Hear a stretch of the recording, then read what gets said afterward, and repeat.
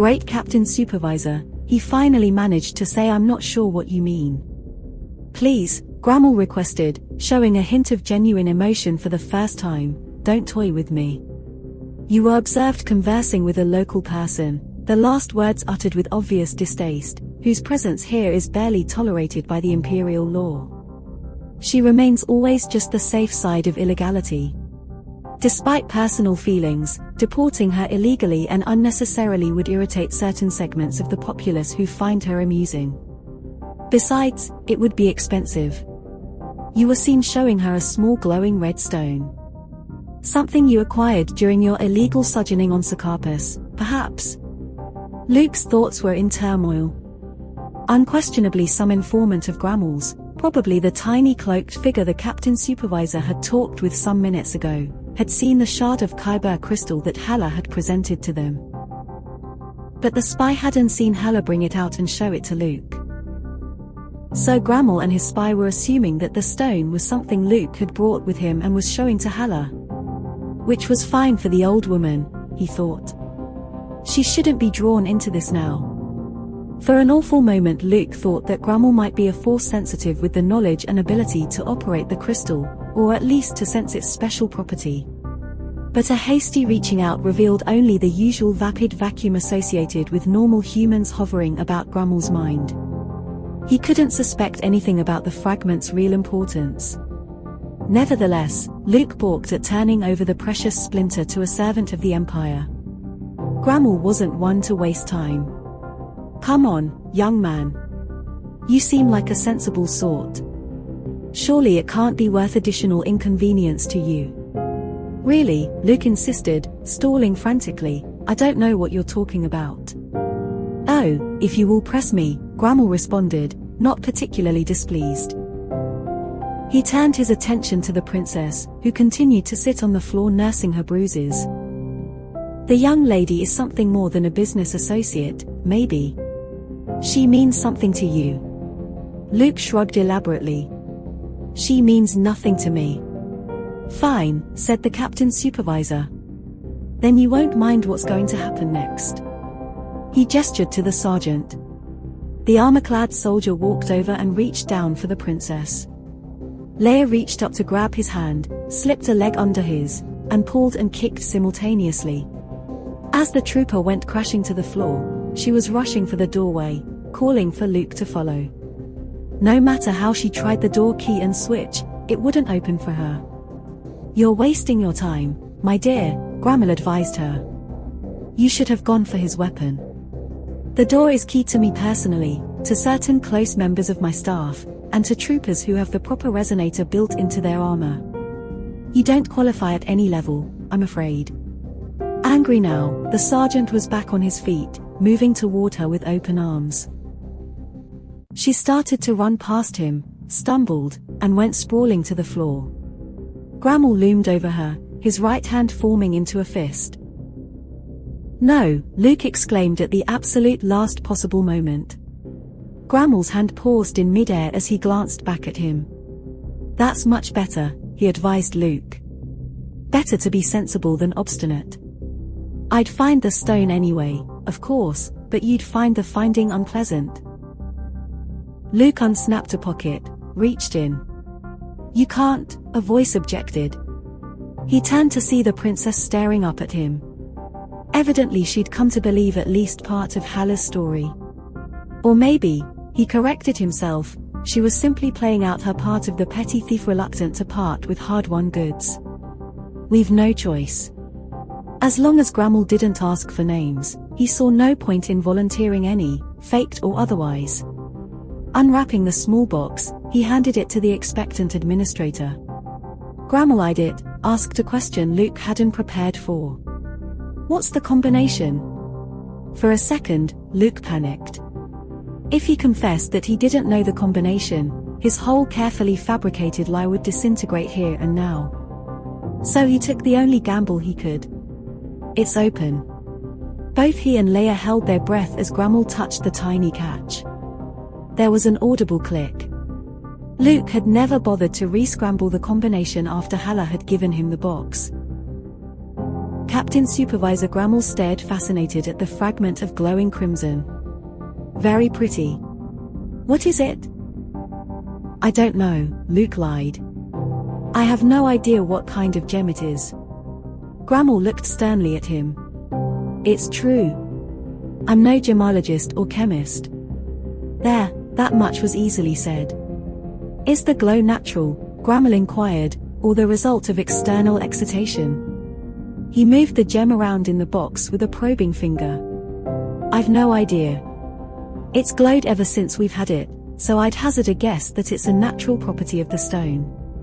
The Captain Supervisor smiled at him in a way he didn't like. If you know so little about it, why did you steal it? I didn't say we stole it. Grammel snickered derisively and Luke, playing the part willingly, assumed a defensive attitude. All right, so we stole it. It was pretty and I'd never seen anything like it. Anything pretty and rare is likely to be valuable.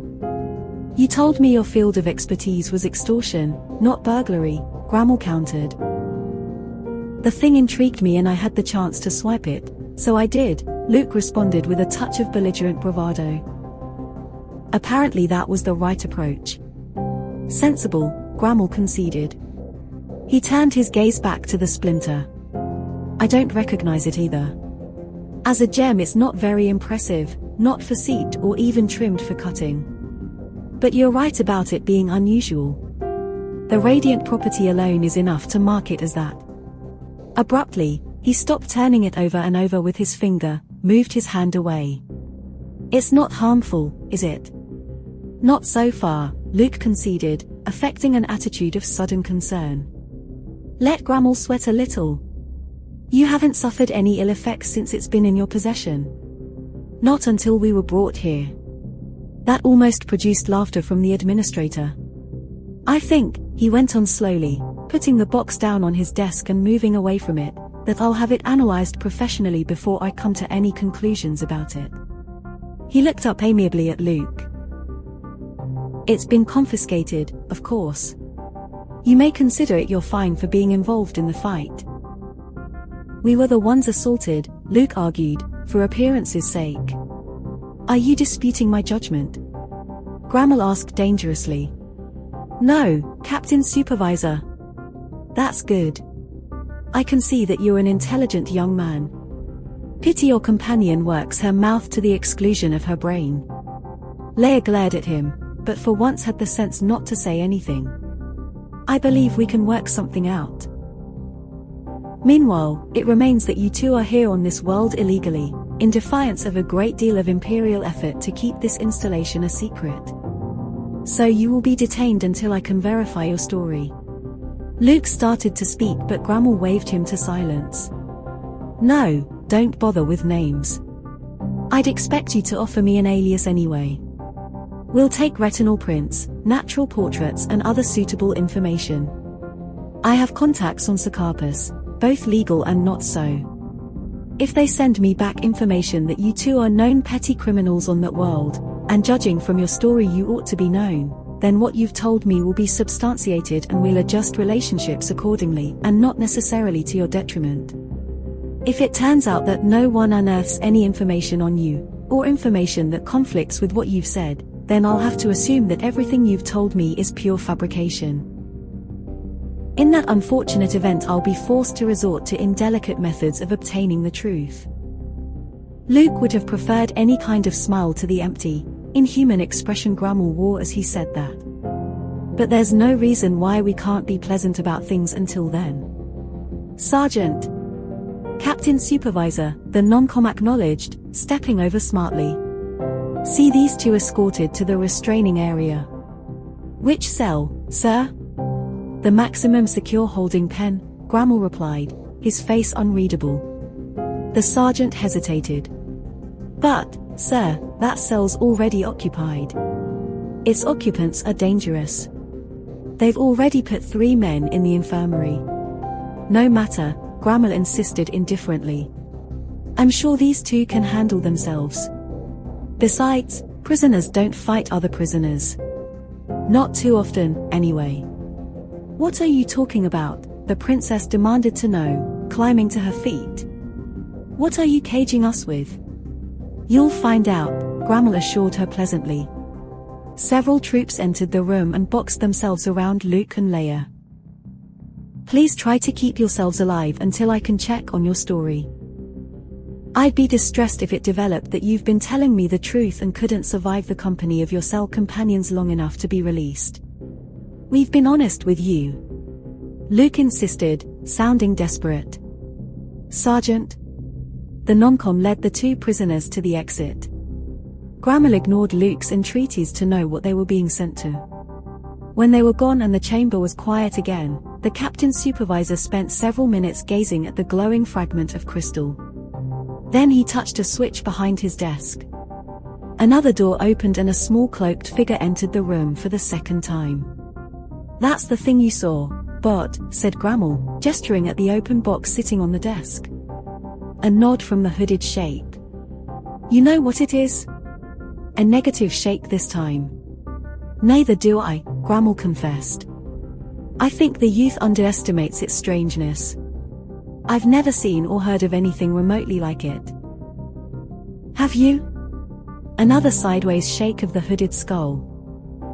Grammel glanced at the closed doorway where Luke and Leia had been taken out. Those two could be what the boys said they were. I don't know. I have the feeling his story is a little too neat, too convenient. Almost as if he were gauging his responses to what I wanted to hear. I can't decide whether he's an inefficient crook or a supernally smooth liar. Something else. He sounded almost confident that he and the girl could make contact with rebels on the 10 or 12. None of our agents have been able to do that. A husk of a sentence from the figure and Grammel nodded.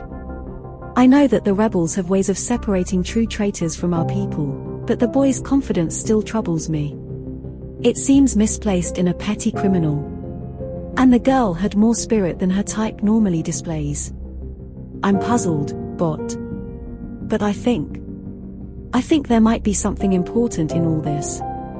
I just don't have the facts available to glue it all together with, yet. It might mean much to us both. The figure nodded vigorously, pleased.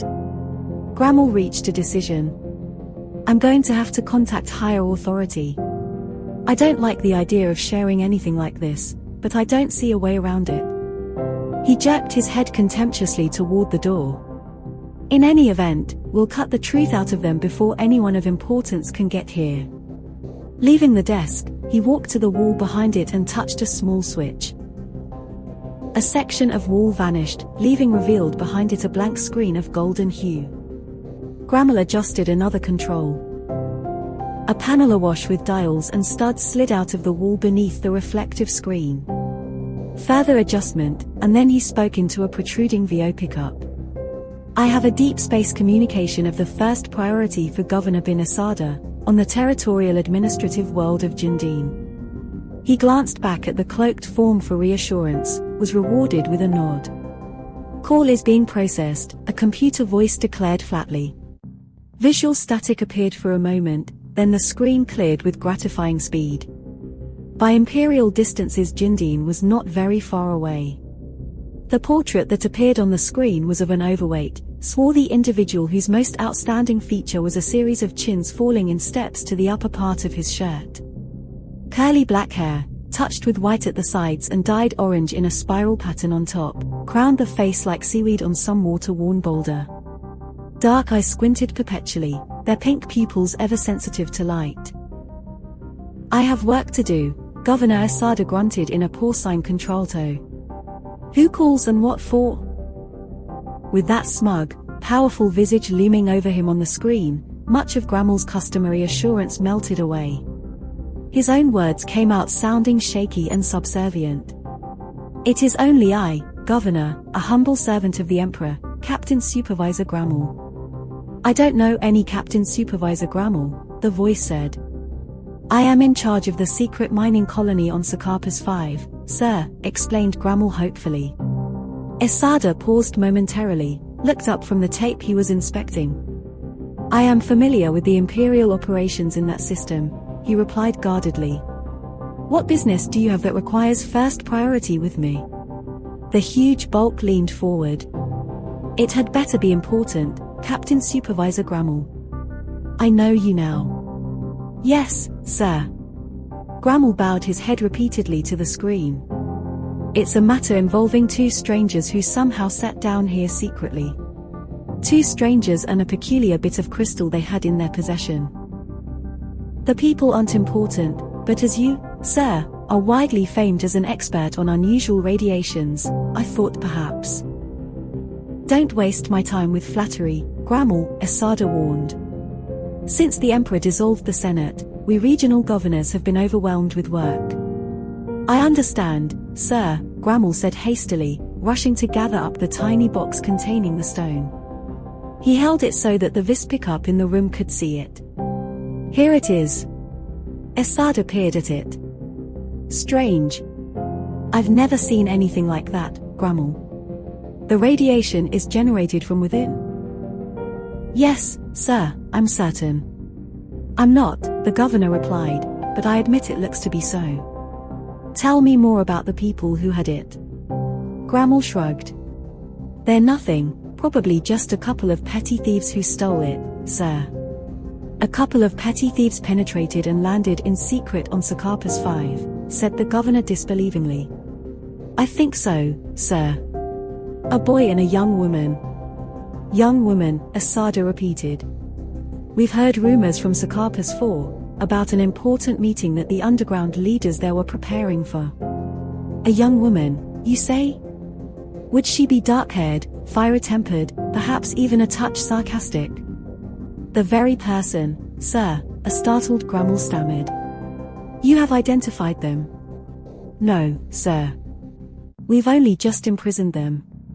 They've been jailed together with Chaos. Take your details, Grammel. Esada shouted. Give me visual representation of both of these people. That is easily done, a relieved Grammel replied. He took the plastic recorder rod from the desk, held it up uncertainly before the screen. This has not yet been transferred, sir. Do you think you can make out the rod imagery? I can make out many things, Grammel, down to the shallow depths of your own soul. Place it close to your vis pickup. The administrator adjusted the requisite switch and placed the long glassy tube close to the screen panel. He touched the retrieval stud and two-dimensional portraits appeared within the rod's substance. A pause, and then he shifted the rod to show full-length views of both subjects. It may be her, by the force, it just may be, Governor Esada muttered, now excited. The youth I don't know, but he may also be important. I am pleased. Important, sir? You know of them? I hope to have part credit for their capture and eventual execution, hers, at least. Esada looked sharply at the bewildered officer. They must not be harmed or injured until proper authority arrives for them, Grammel. It shall be as you say, sir, a bemused Captain Supervisor conceded. But I don't understand. Who are they, and how do they come to the notice of someone such as I? Require only service from you, Grammel. Not questions. Yes, sir, the administrator barked stiffly. Esada took a light attack. You did well to contact me directly, though not for the reasons you thought. Once those two are in Imperial hands, you will become Colonel Supervisor Grammel. Governor. Grammel lost his poise completely. Sir, you are too generous. I don't know what to say. Say nothing, Esada suggested. It makes you more tolerable. Keep them alive, Grammel. Whether you go to hell or glory is dependent on how well you carry out these orders. Beyond keeping them alive and healthy, you have my permission to restrain them as you please. Yes, sir. Sir, may I? But Governor Esada had already all but forgotten Grammel. One particular party should find this information of particular notice. It will be well for me, yes. Abruptly, he noticed that communications were still open. Alive, Grammel. Remember that. But, sir, can't you tell? The screen went blank. The Captain Supervisor stood motionless before the dark rectangle for several long, thoughtful moments. Then he repositioned screen and control panel, turned to the cloaked figure which was crawling out from behind the concealing bulk of a free-formed chair across the room. We appear to have stumbled onto something far more important than either of us dreamed, Bot. Colonel Supervisor. He gazed down at the crystal in his hand, all thoughts of its possible lethal nature shunted aside by the vision of the glittering future ahead of him. We must take care. The cloaked figure nodded energetically.